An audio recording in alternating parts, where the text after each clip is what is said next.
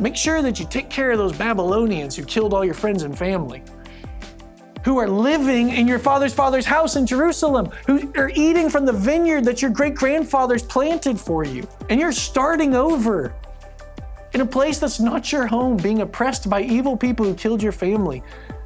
I'm supposed to work for their welfare. I'm supposed to pray for them. What? Why? How?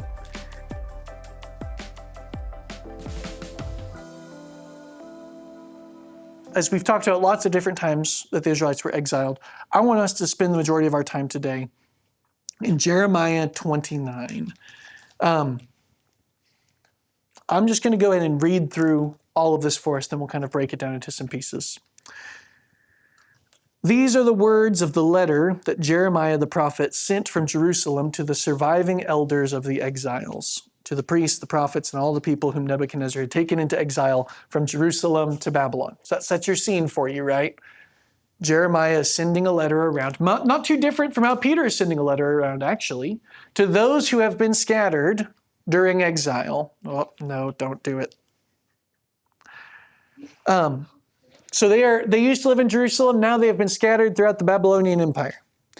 To put more of a time frame on it, verse 2, this was after King Jeconiah and the queen mother, the eunuchs, the officials of Judah and Jerusalem, the craftsmen and the metal workers had departed from Jerusalem.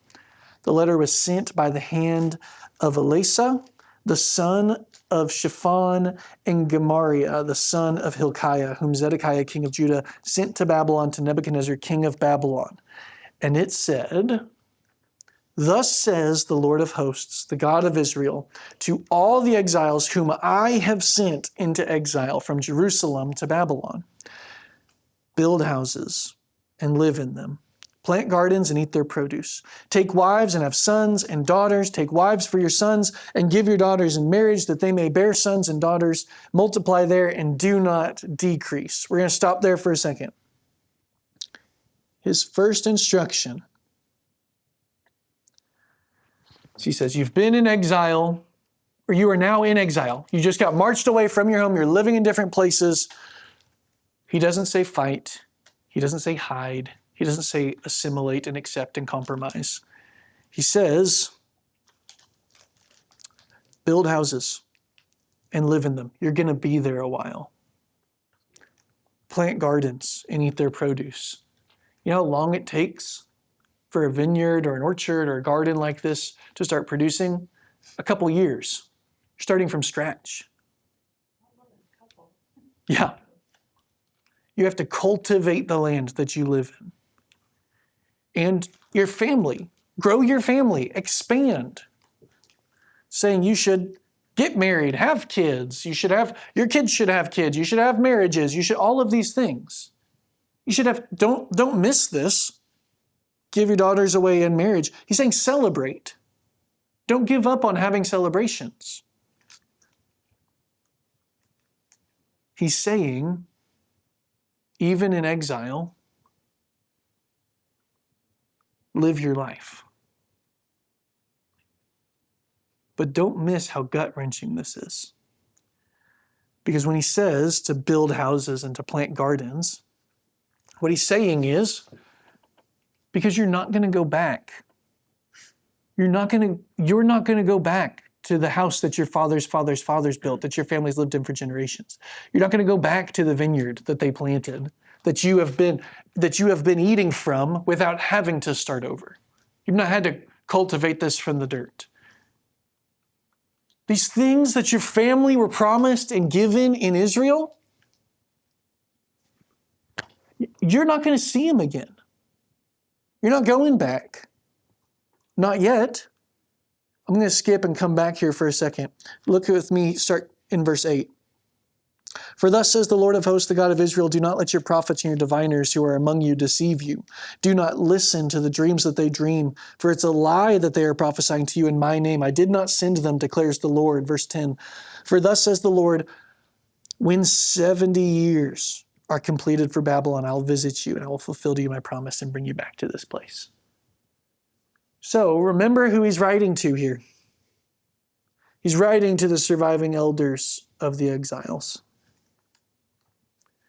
Saying, Don't listen to these other prophets who are saying to you, oh, we'll be back in the promised land just a little bit. Don't worry. God's telling me it's going to be short. It's all going to work out for us. We are the chosen people of God, baby.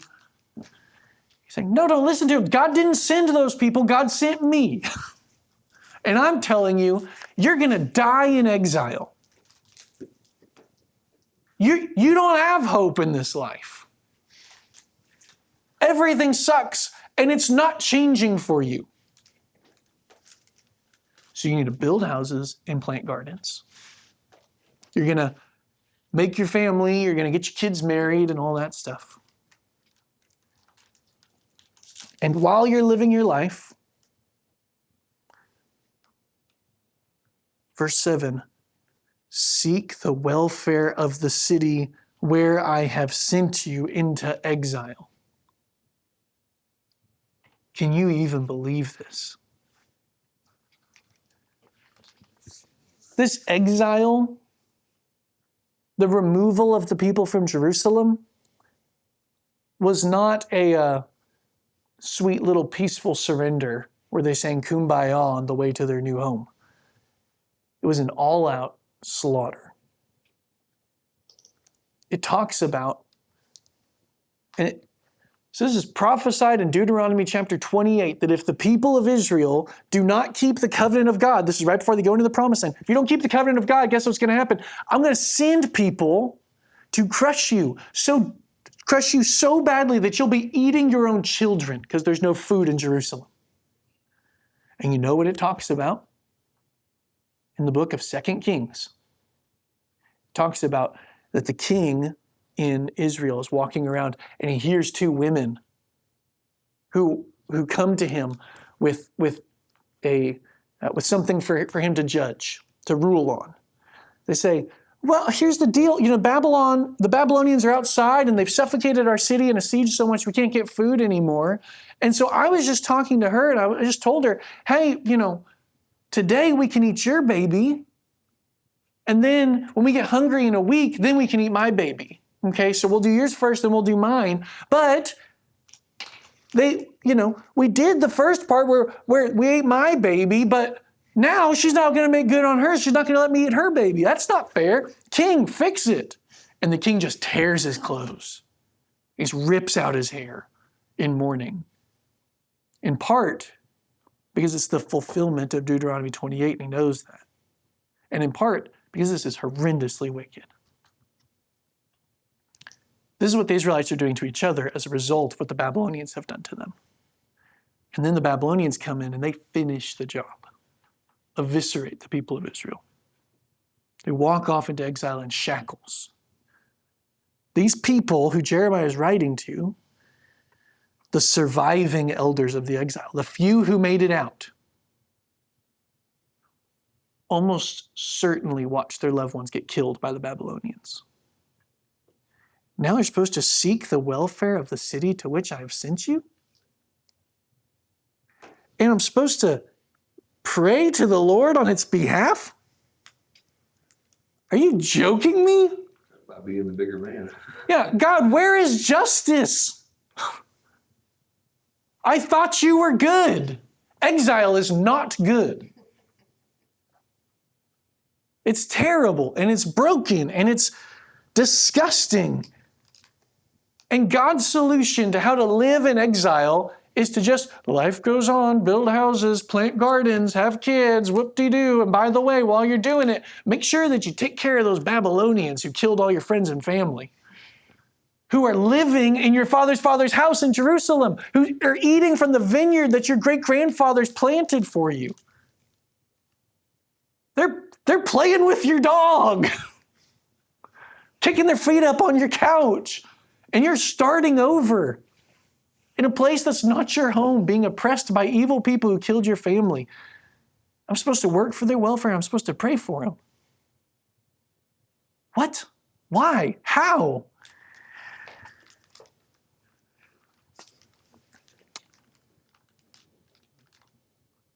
So he talks about in 70 years are complete for Babylon. I'll visit you and I'll fulfill to you my promise to bring you back to this place, to the promised land. So he's saying, You who get this letter, you're probably not going to come back. But your children might. Their children might. Verse 11, probably the best well-known verse from Jeremiah, and it takes on a bit of a different tone when we read it with the other verses. For I know the plans I have for you, declares the Lord. Plans for welfare and not for evil, to give you a future and a hope. Don't miss plans for welfare. Back up here with verse 7. He says, seek the welfare of the city that I've sent you into, says the Lord of hosts, exile, and to pray to the Lord on its behalf. For in its welfare you will find your welfare. God's plans are for welfare and not for evil, to give us a future and a hope. What on earth is God trying to do here? God's saying, you and your ancestors have spent your whole existence living your way. It's time you start living my way. Because I know the plans I have for you. I gave you the promised land. I got you in there the first time.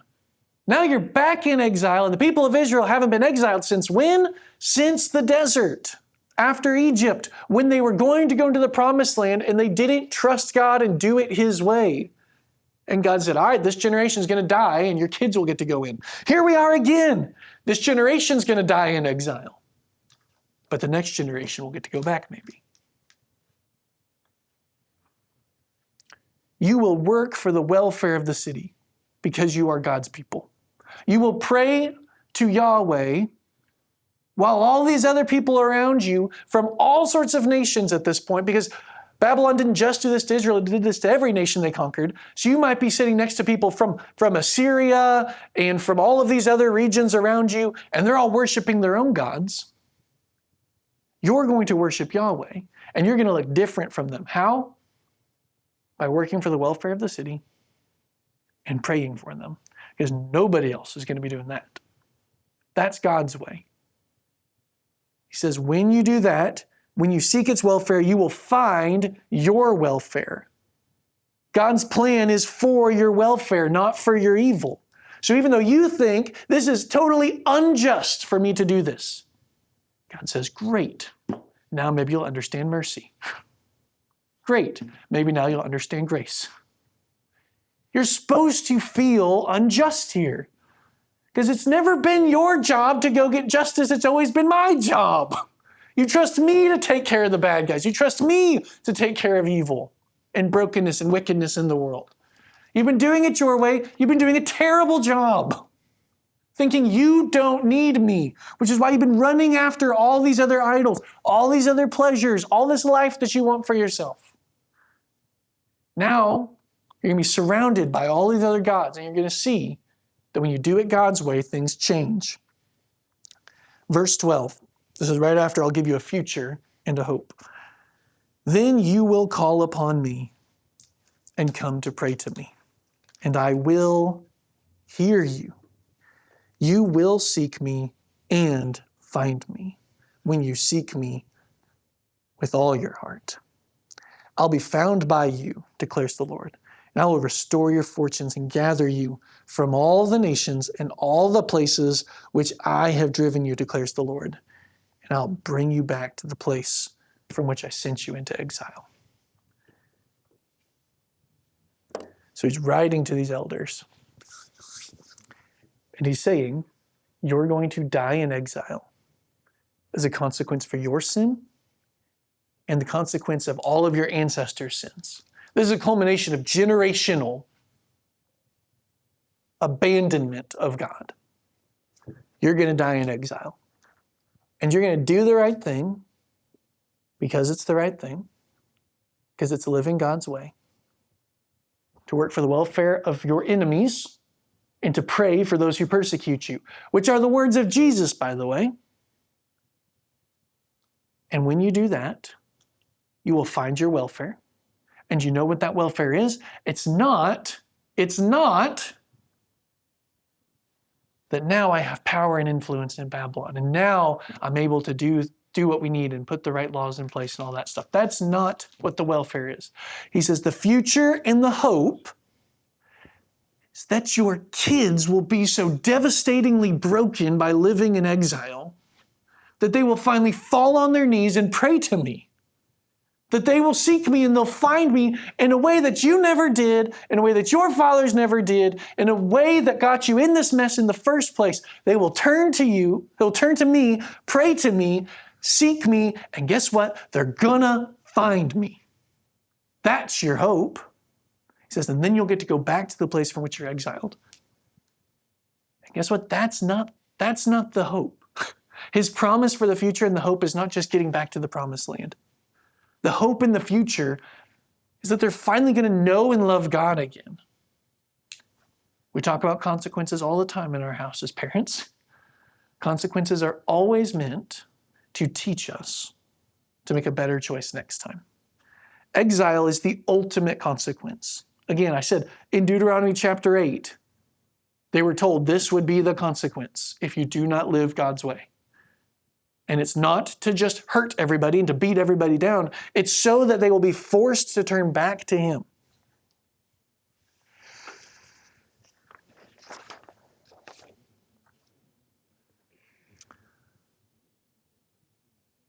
And so they must live like they're going to die in exile. And they're going to live for their kids. They're going to love God where they're at. They're going to worship Him. They're going to live His way in trust and obedience and know that every amount of that is not going to benefit them directly. Like they will live in the natural blessings of following God and all that stuff. But even if they do all the right things from now on and they never sin again, that's not what's going to get them back to the promised land where they want to be. Their fate is sealed. But in doing so, it might be the hope in the future for Israel. Nobody realizes how badly they need hope until they are hopeless. That's what exile brings out of humanity. Rock bottom hopelessness. And you say, I used to think that I could be my own hope, that I could make my own way, and that I could be my own answers. I'm capable, I'm smart, I can figure this out. And when you're in exile, you realize, oh, I'm really tiny. And our whole nation just got the whoop up put on them by Babylon. I can't trust in myself, in my king, in my government, in the walls of Jerusalem. I can only trust in God. There's only one place left to go. Peter saw things clearly. He saw that back in 1 Peter 5, that he calls where he's living in Rome, he calls this Babylon. This is not Babylon, it's Rome. This is the way that the prophets often used the name of Babylon. Even long after Babylon is gone and all that stuff, that Babylon becomes this archetype, this shortcut, shorthand for talking about a wicked and evil nation. And so Peter is sitting here writing from Rome, and he said, she, which is the church who is at Babylon, who is also chosen like you, sends you greetings. Peter recognizes that Rome is Babylon. But don't be fooled. Today, we still have Babylon. China is Babylon. Russia is Babylon. Iran is Babylon. The United Kingdom is Babylon. New Zealand is Babylon. America is Babylon. You can be proud to be an American. I'm not saying that you shouldn't be proud to be an American. But if you don't see that America is also Babylon, then you will be worshiping all the gods of Babylon just as easily as the Israelites did. They'll fall into idolatry just like them. The gods of Babylonian America: capitalism, individualism, democracy, technology, beauty, youthfulness, influence, fame, comfort, and even freedom can all become idols of the Babylon in which we live as exiles. The hottest issues today that dominate the news cycle and all of the talking head opinionated people who yell at each other are all discussed in the temples to these Babylonian idols. If it's gun control, it's worshipped in the Freedom Temple. If it's abortion, it's worshipped in the Individualism Temple. If it's foreign aid policy, it's in the Democracy Temple. If it's immigration, it's in the Capitalism Temple. Commercials, anytime that you didn't pay for the premium subscription and you get those commercials, they're all worship songs to the gods of youth and beauty and influence and comfort. They're telling you, hey, real luxury is driving a Lincoln, If you're really somebody, you drive a Lincoln. Or it's all of the cosmetics commercials. It's all of the weight loss commercials. It's all of you can look young and fit and healthy and all these things forever. We're never going to die. All of these things are the gods that we as Americans worship. We set them up on a pedestal as the standard. I have had numerous conversations with people of all ages who will lay out to me that the purpose of their life is to get the right job, the right salary, the right house, the right retirement, so that they can get the right medical treatments and live in the good home and the good nursing home and to lengthen out their days in comfort and all of those things, and that's the meaning of life. To which I say, that's so sad. Not because that doesn't sound enjoyable, but because then you die. And when you die, what do you have left of any of those things? Nothing. It's all gone.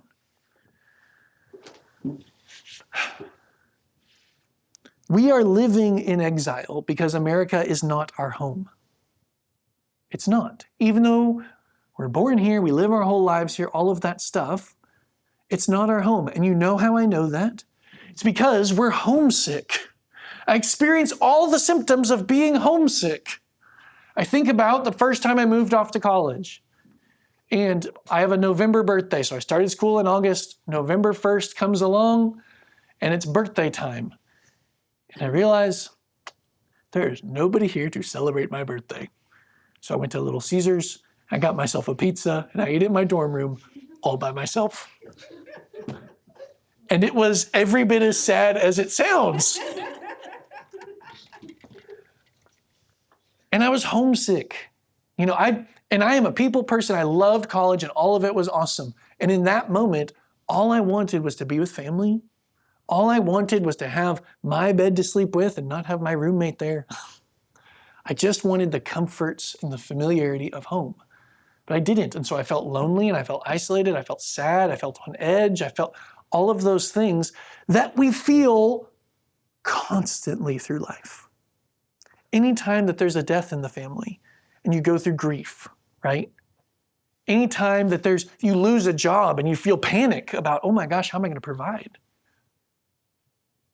Anytime that you watch the news and you see some horrible injustice that's done, and you say, it just can't be that way. All of those are symptoms of homesickness. We are not made to live in a world that has been fundamentally altered by sin. That's not how God designed us to live. This is not the home that God made for us. The home was the Garden of Eden that we got exiled from. Why did we get exiled? The same reason the Israelites got exiled. Both times. So that we would turn to God and recognize that we need Him. Because when Adam and Eve rebelled in the garden, they said, I don't need God. I can become like God by eating this. I don't need Him. When the Israelites are on the edge of the promised land, they go in and they see the giants. They're like, ugh, I don't really need the promised land. That seems risky. We can just go back to Egypt.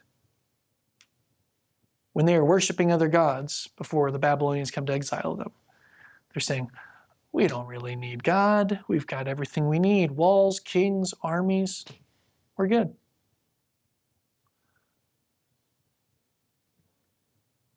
We are living in exile. It's time for us to make sure that we realize that. Because the lesson to be learned in exile is that we need God. That we are hopeless, surrounded by brokenness, and that the only way out is hope in God.